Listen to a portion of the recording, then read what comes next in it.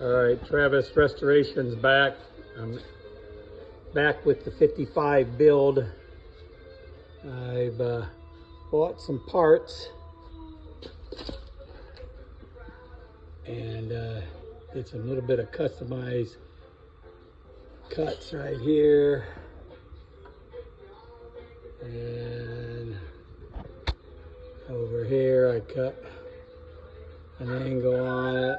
I got some cutouts going on here, and then it runs straight to the back on each side. This side here is not done yet. I need to put my cutout in right along here, and then my muffler back here. But yeah, it come up pretty good. I'm happy with it.